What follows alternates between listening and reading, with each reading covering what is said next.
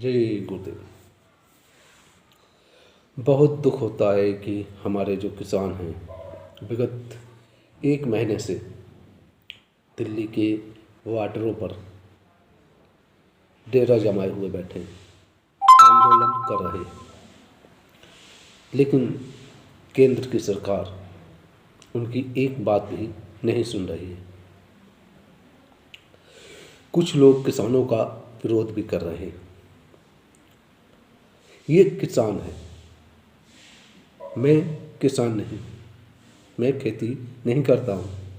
खेती होती तो खेती करता, खेती नहीं है, खेती नहीं करता हूँ। ये जो किसान हैं ये ज़िंदगी भर खेती करते रहे। ये अच्छी तरह से जानते हैं कि क्या मेरे लिए अच्छा है और क्या मेरे लिए बुरा है। कोई भी नेता अगर इसको ये समझाने की कोशिश करे कि ये कानून आपके लिए अच्छा है, इस रास्ते पे चलो, यहाँ पर माल बेचो, यहाँ पे तुमको फ़ायदा होगा। किसान को अपना बारे में, अच्छाई के बारे में अच्छी तरह से पता है, उसको ये नॉलेज है कि उसको कहाँ पे माल बेच के उसको फ़ायदा होगा। यह किसान अच्छी तरह जानता है क्योंकि वो ज़िंदगी भर किसानी करता रहा है। जैसे एक कोई पुराना मैकेनिक होता है, चाहे वो मोटरसाइकिल वाला हो, चाहे वो फ्रिज वाला हो, चाहे और कोई हो, अगर वो 20 साल तक वही काम करता है तो उसको नॉलेज हो जाती है। तो किसान हैं, किसानों के घरों में जो बच्चे बच्चे तक को नॉलेज होती है। तो हम और आप क्या किसानों को समझा पाएंगे? नहीं समझा पाएंगे ना। हम कानून बना रहे हैं किसानों के प्रति, हम अगर कानून बना रहे हैं तो कम से कम किसानों को बैठाल कर बताते कि ये फ़ायदा होगा है, और आप बताइए, राय दीजिए कि आपको किस तरह से फ़ायदा होगा, उस तरीके का हम कानून बनाए। लेकिन ऐसा नहीं हुआ और बहुत दुख होता है इतनी सर्दी में हमारे जो किसान हैं, अन्नदाता हैं, वो सड़कों पर बैठे हुए, और आज हम लोग सब घरों में बैठे हुए। चिंता इस बात की होती है कि हम लोग मिडिल क्लास के, सैलरी क्या मिलती है? 15,000 रुपये। आज हमको अगल बगल के किसानों के माध्यम से अनाज मिल जाता है, वो भी सस्ते दामों में मिल जाता है। व्यवहार हुआ तो और भी सस्ते दामों में मिल जाता है, तो हम लोगों का काम चल जाता है। अब हम इन लोगों के जो उद्योगपति हैं, ये लोग पैकेट वाला सामान अपना बेचेंगे तो हम कैसे खरीद पाएंगे? अगर हमसे ये कह दिया जाए आज को कि तुम जोमेटो का खाना खा लीजिए, मेरी औकात नहीं है कि मैं जोमेटो का खाना खा पाऊँ। कोई ये कहता है फॉर्चून का तेल ले आओ, कोई ये कहता है आशीर्वाद का आटा ले आओ, मेरी औकात नहीं है जो आशीर्वाद का आटा खा पाऊँ। मेरी औकात नहीं है कि मैं पतंजलि का आटा खा पाऊँ। मैं चक्की से आटा लेके आऊँगा तब खा लूँगा। तो हम लोगों की इतनी औकात नहीं है। जिनके पास खेती नहीं है उनकी भी इतनी औकात नहीं है। जो प्राइवेट जॉब करते हैं उनकी भी इतनी औकात नहीं है कि वो जोमेटो का खाना खा सके। तो ये समस्या सिर्फ किसानों की ही नहीं, ये समस्या हर वर्ग की है।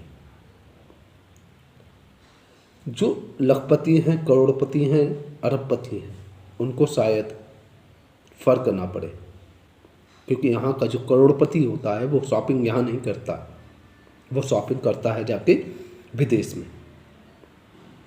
यहाँ के जितने भी हीरो हीरोइन, फिल्म इंडस्ट्रीज में जितने भी लोग हैं, वो लोग यहाँ पर शॉपिंग नहीं करते, वो लोग फॉरेन की चीज़ें लाते, फॉरेन की एजुकेशन के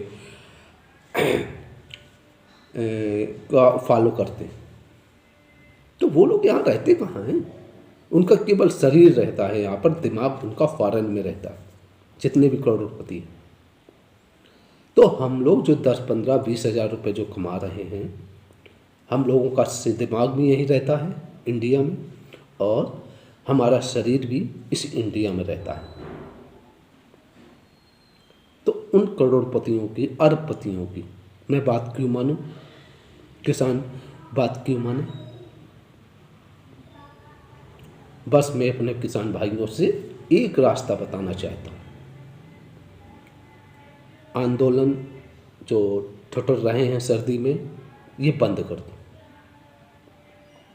वो क्यों बंद कर दूँ, मैं बताता हूँ। आपको तकलीफ़ हो रही है, तकलीफ़ हमको भी हो रही है। आप लोगों की तकलीफ़ को देखते हुए सर्दी में मैंने भी रात गुजारी है, कितनी तकलीफ़ होती है मैं जानता हूँ। लॉकडाउन में 4 महीने तक बिना नौकरी किए आदमी रह लिया। 4 महीने तक बिना घर से बाहर निकले आदमी रह लिया। 4 महीने तक काट लिए। बस किसानों से मेरा एक ही दरख्वास्त है, यहाँ से जाने के बाद आप अपने खेतों में उतना ही उगाएं अनाज जितना आप खा सकें, आपके गांव खा सके। एक भी दाना मंडी में ना बेचें। जैसा चल रहा है, जैसा हम लोगों ने लॉकडाउन में अभी झेला है, 1 साल मेरी उन लोगों की पूरी बर्बाद हुई है, उसी तरीके से 1 साल अपने अनाज को मंडियों में ना बेचें, सब्जी मंडियों में ना बेचें, दूध मंडियों में ना बेचें, शहरों में ना दें। मैं आपको बता रहा हूँ, 1 महीने क्या 15 दिन के अंदर सरकार आपके घुटनों पर होगी, पैरों पे गिरेगी आपके सरकार। अभी ये किसानों की ताकत को नहीं जानते। बहुत से ऐसे फॉलोवर होंगे सरकार के, वो भी नहीं जानते कि किसानों की ताकत क्या है। मुट्ठी भर किसानों की ताकत बहुत होती है, और यही ताकत आप लोग अपने शरीर को तकलीफ देकर क्यों दिखाओगे? आराम से घर पर बैठ के नमक रोटी खा के तब ताकत दिखाइए। एक अनाज का दाना भी मंडी पर ना बिके, ना सब्जी बिके और ना ही दूध बिके, औकात सामने आ जाएगी। अगर किसान भाइयों आपको मेरी ये बात अच्छी लगी हो तो मेरे इस वीडियो को लाइक भी करना, शेयर भी करना और मेरे इस चैनल को सब्सक्राइब भी करना।